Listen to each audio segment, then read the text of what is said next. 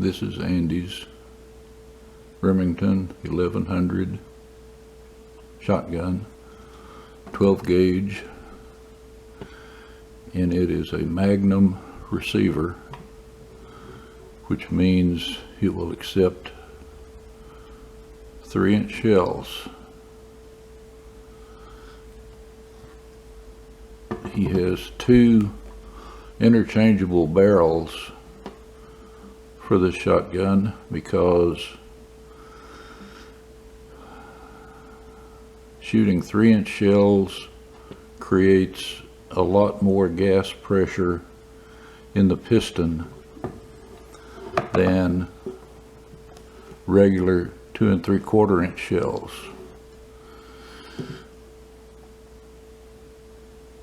So the gas port that allows gas to come in from the barrel into the piston with 3-inch shells only needs one port. That is one tiny little hole about the diameter of a paper clip. But when he wants to shoot 2 3/4-inch shells, those create a little bit less gas pressure than 3-inch shells. So he has to use the other barrel, which has 2 gas ports, to allow gas to come from the barrel into the piston to drive the action arm and eject the spent shell.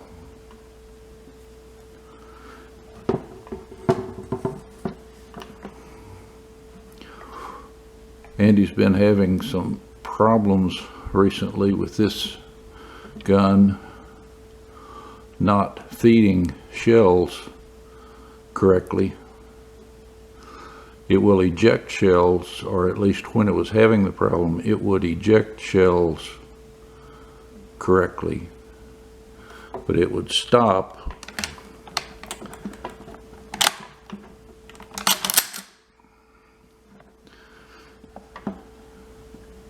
and it wouldn't allow the new shell to come in from the magazine up into the receiver. The new shell would get stuck down inside the receiver and not pop up and go into the chamber like it should.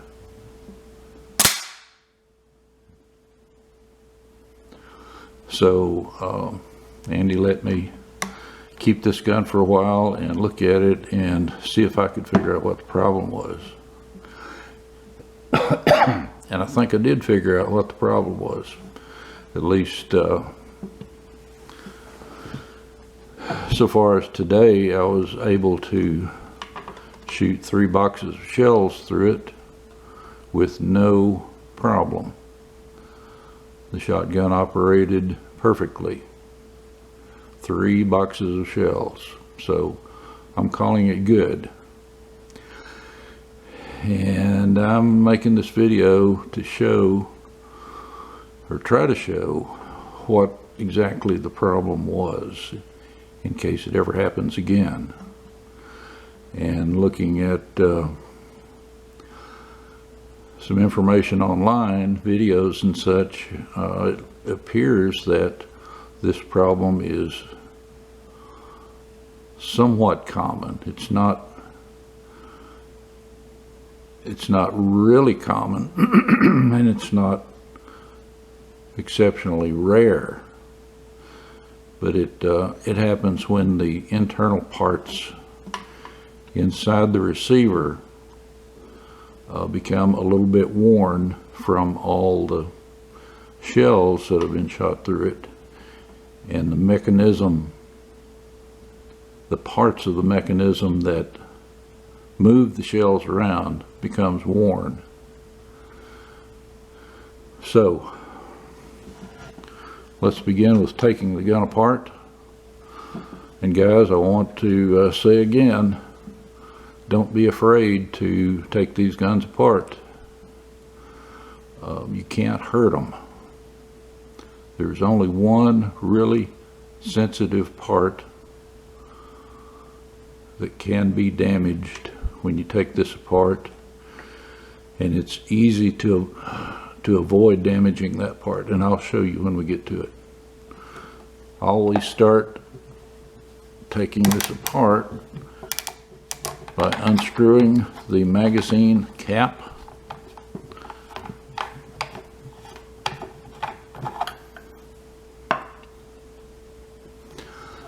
And then that allows the fore end to slide off. So you can see the action. This is the action arm. This is the cylinder and piston where the gas from the barrel comes into this cylinder and it forces this action back. Let's see if I can make it move back. Just like that. Okay, so with the bolt locked back, this releases the end of the barrel from the receiver, and you can just slide the barrel right out of the receiver and right off of the gun.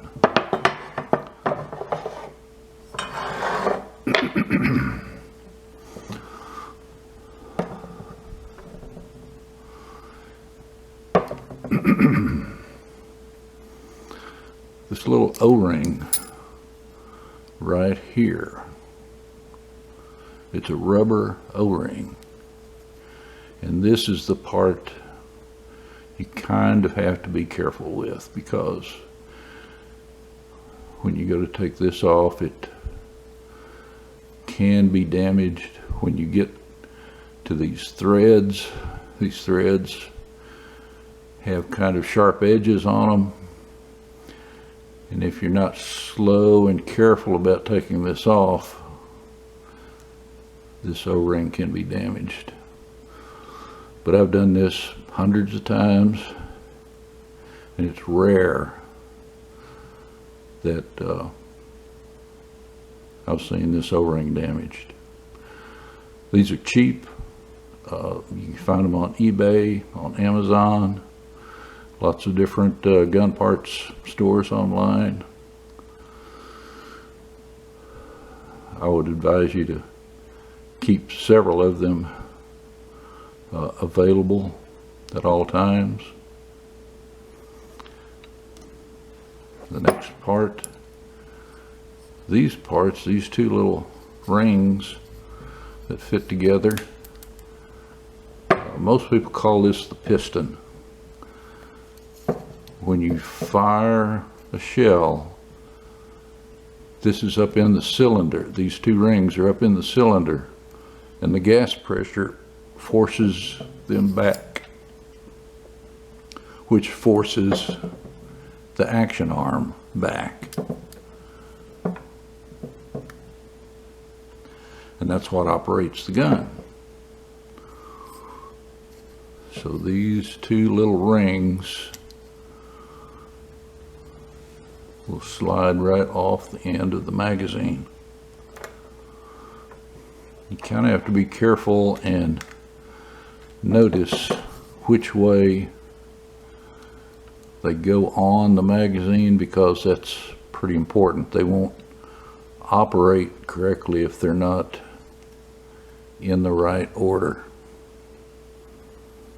So just make a mental note when you take this apart how these rings are oriented.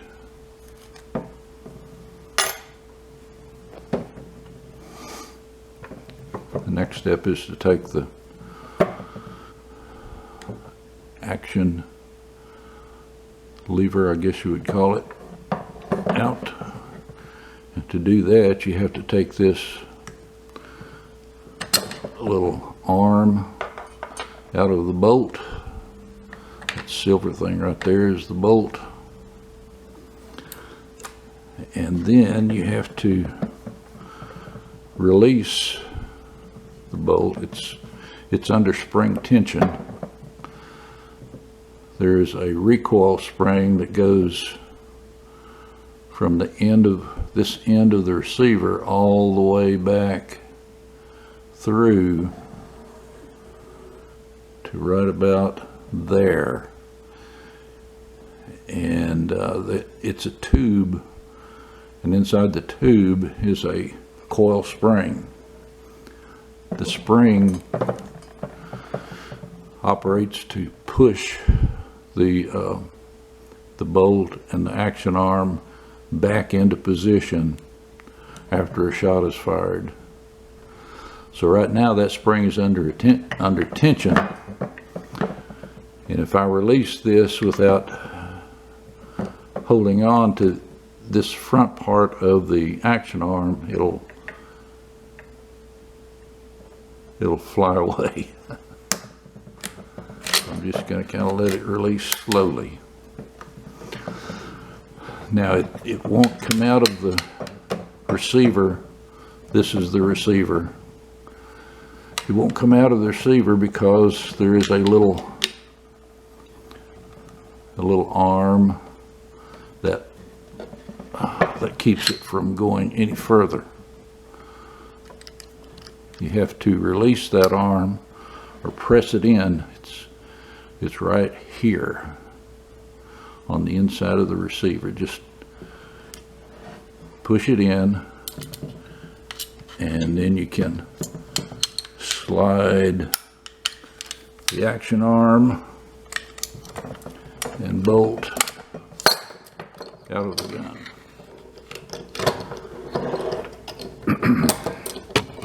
There's your bolt, there's your action arm.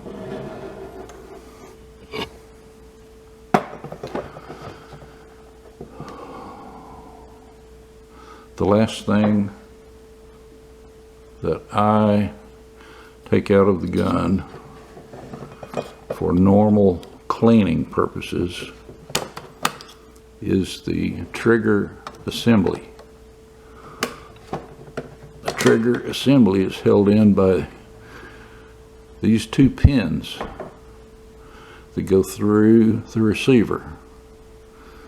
So you have to push those pins through with a small pointed object, maybe a small screwdriver, and then you can see they pop through on the other side. That one I can pull out. The other one seems to be reluctant to come out. So I'm reaching over here to get my pliers.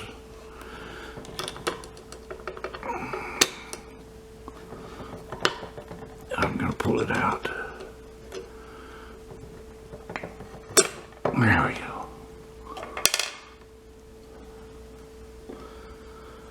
The two pins are different sizes.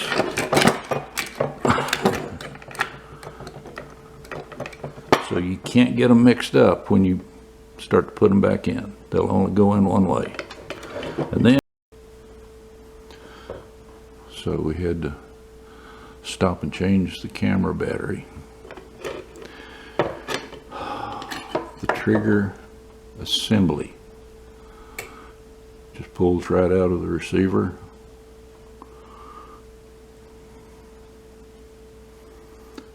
This is called the carrier arm. It takes the new shell from the magazine and flips it up into the top of the receiver, and then the bolt comes back and pushes it up into the chamber. That's all this little arm does. You recognize the little latch that allows you to push it up.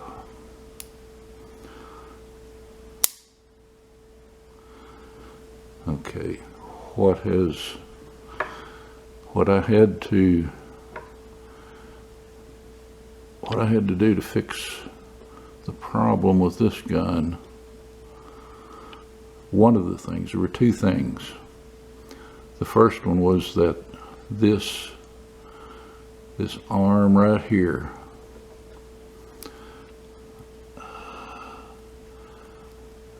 it moves that much. That's the only thing it does.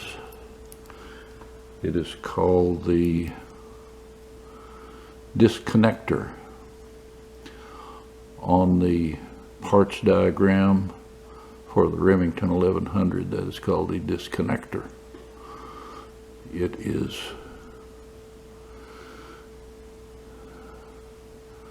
rotates on this little pin right here.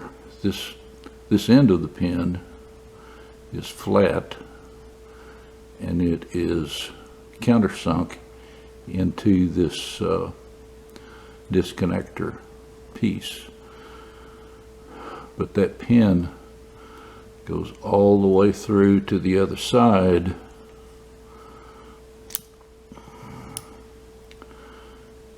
to right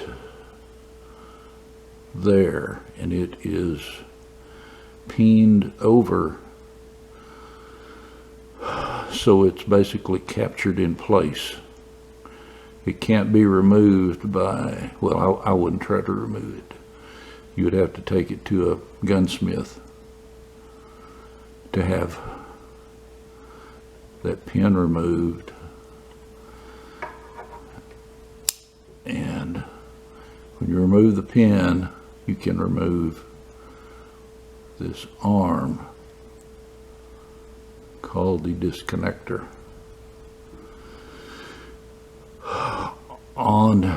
When I investigated the problem with this gun, the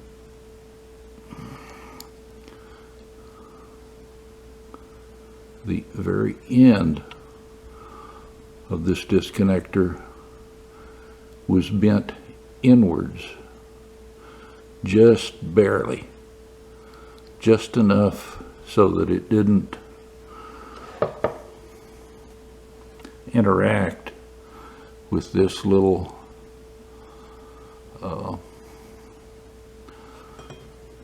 pin right here. It's called the interrupter latch.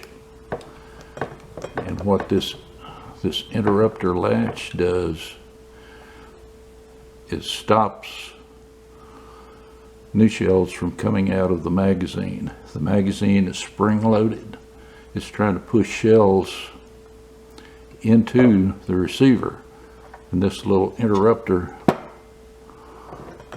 I don't know if you can see it, probably not, I'll get you another shot of that. This little interrupter stops any more shells from coming out of the magazine after one new shell has been pushed up into the top of the receiver. So I had to take a pair of pliers, and I just kind of bent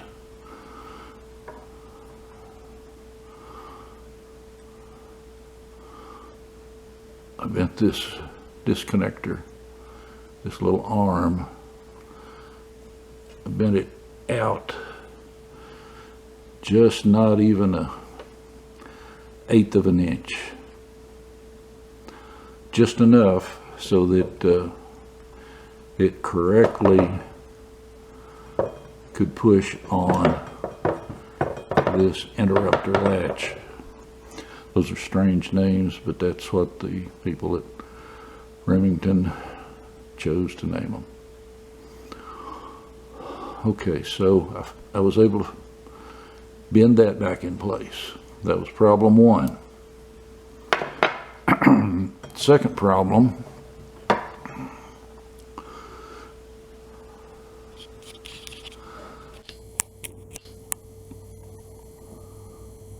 There we go.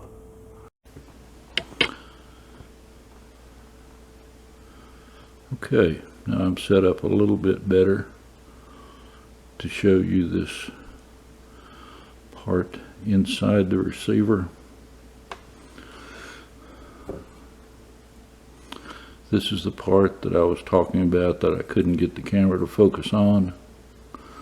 This is called the interceptor latch.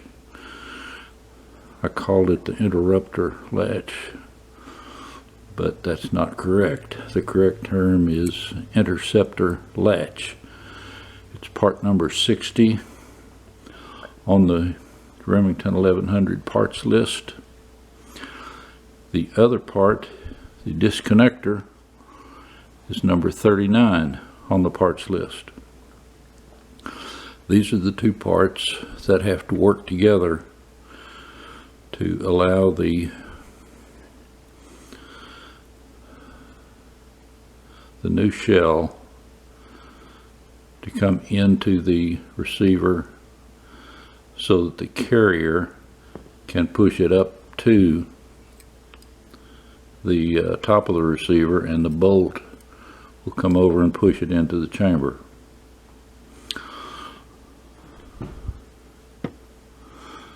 Okay, the interceptor latch is this part right here. This arm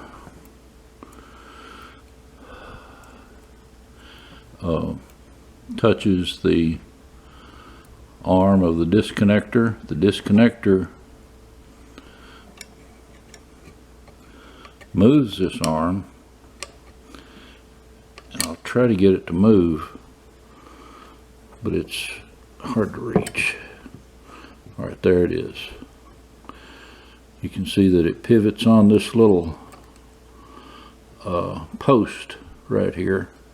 This post is milled into the side of the receiver.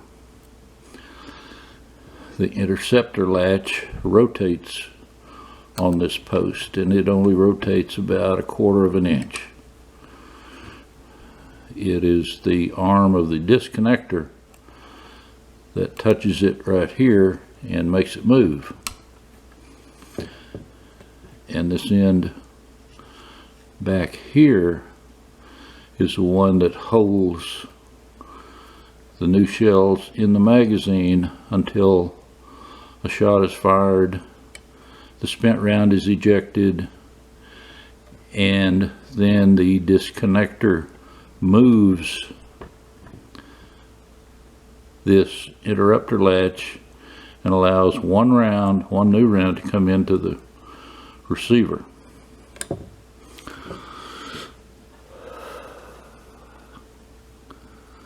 I think my problem yesterday with this camera was I was trying to use the zoom on this macro or close-up, extreme close-up view, and I shouldn't have tried to use the zoom. Okay. What I was telling you about the spring on this interceptor is right here, this little shiny spring. It is attached, it is fixed to the side of the receiver. It is fixed in place right there. It's staked in place right there. And this little spring is what actuates this interceptor and keeps it pushed up until the disconnector pushes it down. So that spring keeps the interceptor in place just like that. That spring was out of this groove. There's a groove in the arm of the interceptor latch where the spring is supposed to stay. the spring was out of that groove and it was actually down under between the arm of the interceptor and the side of the frame. I mean the receiver frame. Some people call it a frame. So that's what I had to take a flat blade screwdriver and pry it up and put it back in that little groove. Now when you're cleaning this area of the 1100 with a paper patch or a a towel of some kind, whatever you happen to be using, it may actually, that cloth may actually snag the end of this spring, and that may be what has dislodged it from its groove. Otherwise it should stay put right there with no problem. I guess just every time you take the gun apart for cleaning, just kind of glance at this, make sure the spring is in place where it should be. Okay, I was talking about replacing parts, including this interceptor latch. You can see that it's held on with a spring clip, little E-clip, C-clip. It's a very small clip, but that's what holds this latch in place on the frame, on the receiver.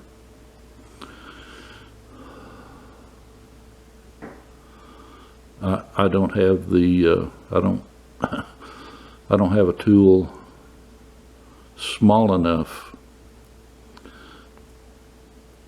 to remove that clip. There are replacement clips, as I say, on eBay, Amazon, and a number of online gun parts stores.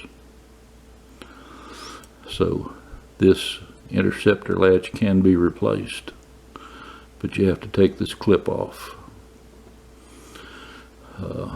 I would probably take it to a gunsmith to have them do that.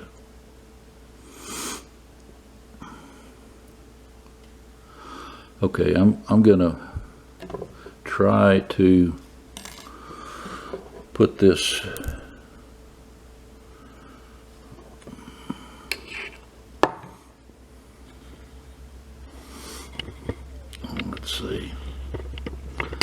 try to put the trigger assembly back in place so you can see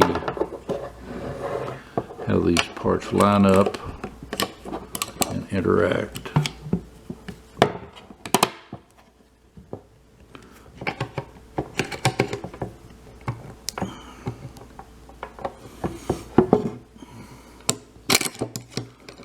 It's kind of tricky getting this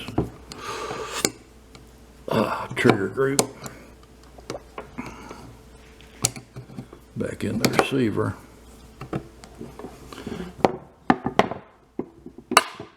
There we go. Pins go back in. The bigger pin goes toward the back.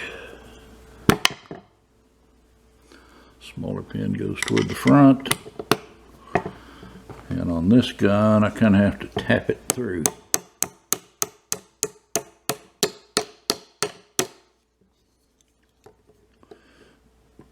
There we go. Now let's see if we can get a look at that.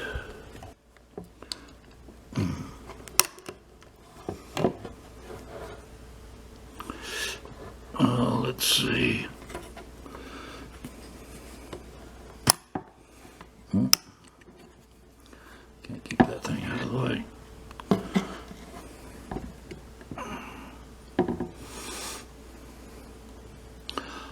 All right, the interceptor arm rides on top of this interceptor latch right there. And when the problem occurred and I started looking at this, the disconnector arm was bent out to the side and was resting against the side of this interceptor latch. So it was just bent. And the spring was off of the interceptor latch. So I got those back in place, and that fixed the problem. Don't know how it got so far out of place, but it did. It probably happened when I was cleaning it at some point in time. I may have snagged it with a towel or a patch of some kind and just moved them out of place. Anyway, there you are. This is as far as I go with this piece. I may go so far as to spray it down with a good degreaser to get as much old oil and dirt and gunpowder residue as I can out of it. Just spray all the parts real good and keep spraying until you think it's clean. And then I would come back with a good oil like Rem oil. That's my favorite. And just put a light, very light coating on all the moving parts.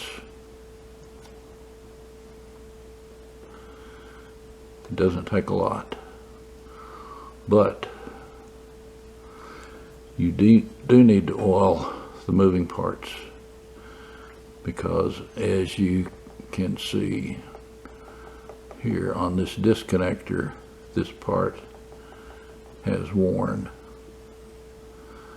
At least it's worn the finish off of the steel. So there you have it.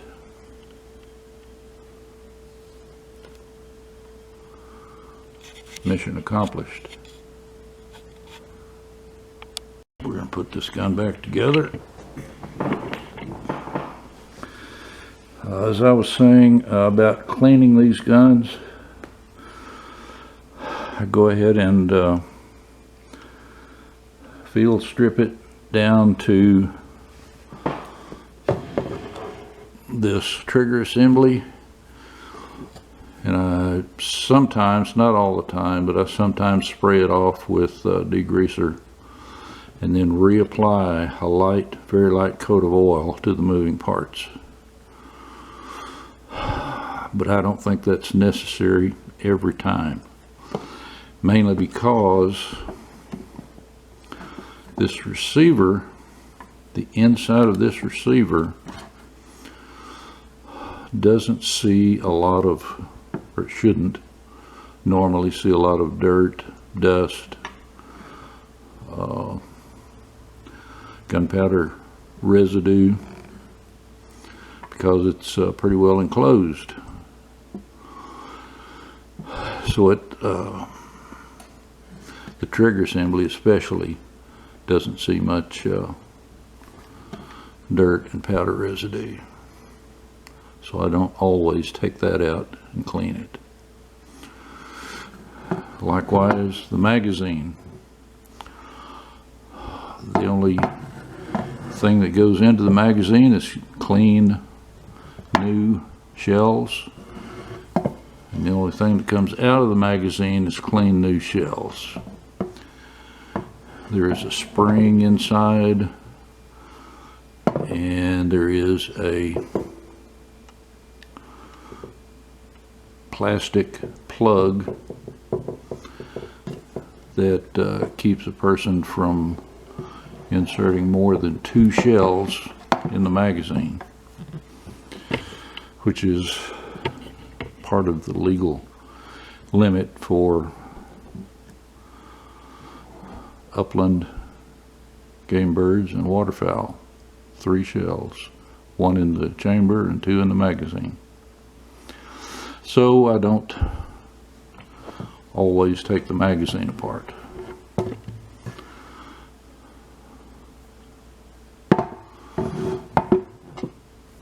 Alright, and as I put these parts back together, such as the action arm and the bolt, I will spray them down with degreaser and reapply a light coat of oil.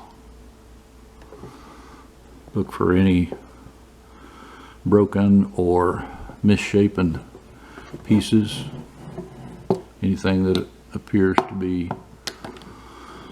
out of place or unusual. Take a look at it and decide if you think it's working right. Okay, so this, the bolt,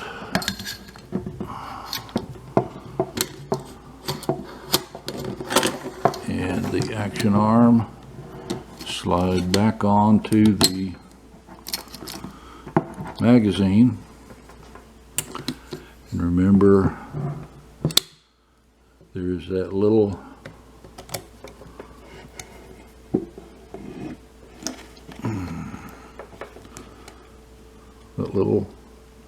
clip arm right there that prevents the action from sliding back. You have to hold that clip down. Let's see. How can I do this?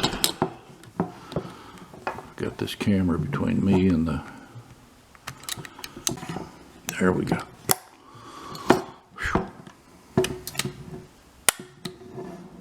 Now,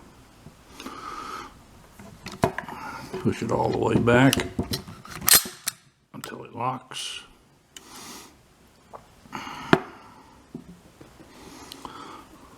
Put this little,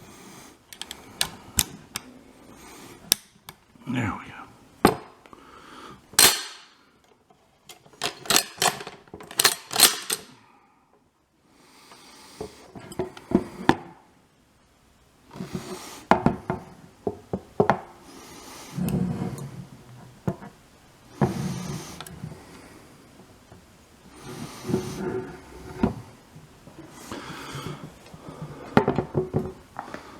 Okay, a little bit of explanation here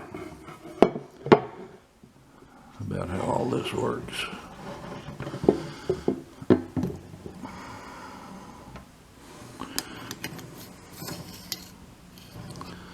Two piston rings.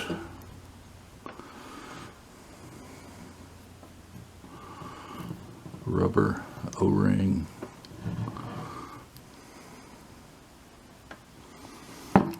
I'm not going to belabor the point or go into a great deal of detail about this, but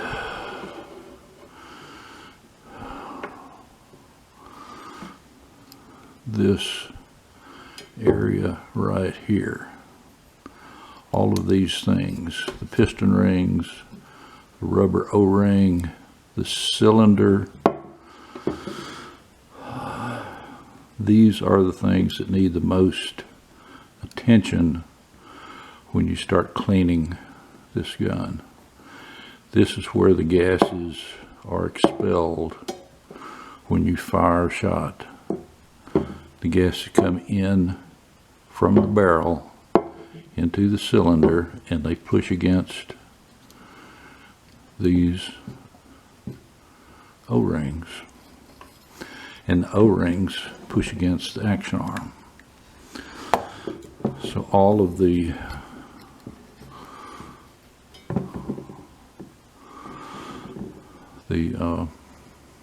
powder residue, this is where it's going to plate out. On this tube, all around this tube, and all around the inside of this cylinder. So you need to pay special attention to cleaning these parts. There shouldn't be a whole lot of residue after, say, a half dozen boxes, but if you shoot 20 boxes, it's probably time to take the gun apart and clean these parts out. Use a good powder solvent. There is a spray can of Winchester degreaser and gunpowder solvent that works pretty well on cleaning all of this as well as the inside of the barrel. After you've cleaned the powder residue and any dirt or dust that has accumulated, after all the parts are clean inside and out, apply just a very light coat of oil. If your shotgun is not cycling properly, in other words, if it's not ejecting the spent shell, it's probably because this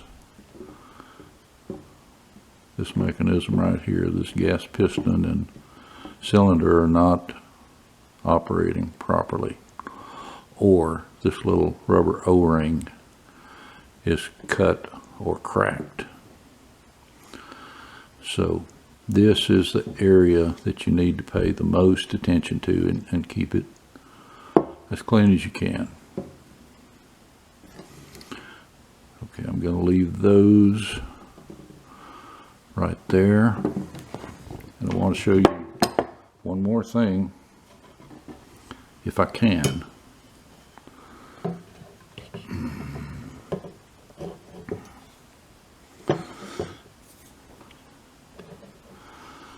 I don't know if it's going to show up very well.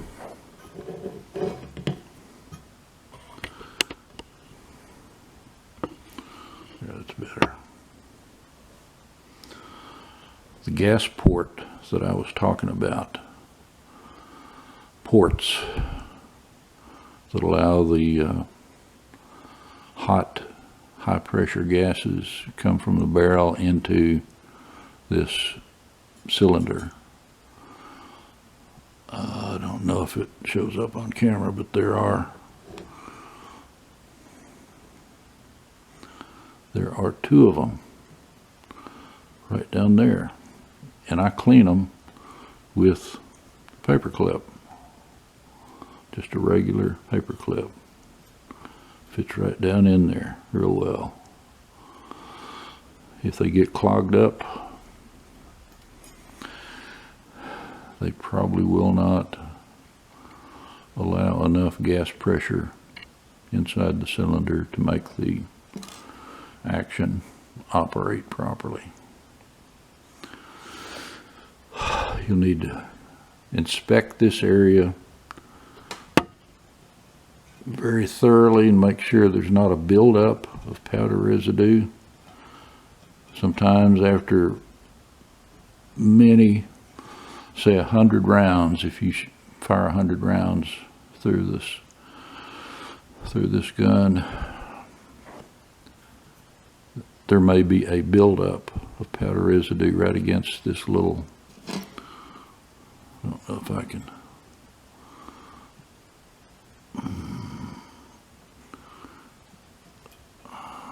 there's a machined edge or ring all around this part of the cylinder, right where the gas ports are.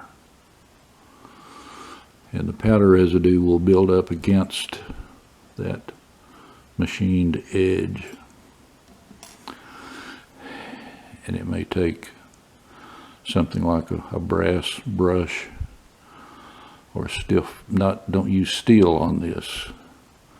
Brass is okay, nylon's okay, but it may take a bit of scrubbing to get that powder residue out. Use your powder solvent, bore cleaner to clean this out real good, and Follow that up with a light coat of oil, and you should be good to go. Okay.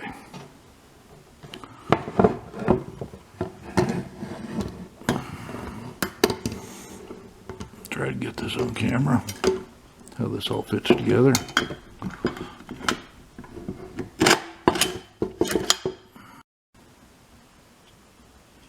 I don't know why the camera shut off on me. Battery may be getting low. So I'm going to end the video here. I hope this has helped you understand how these guns work, how you take them apart, clean them, put them back together. They really need to be kept cleaned and oiled. That's the best thing you can do to prolong the life of this Remington 1100. So I'll end the video here. Have a good day.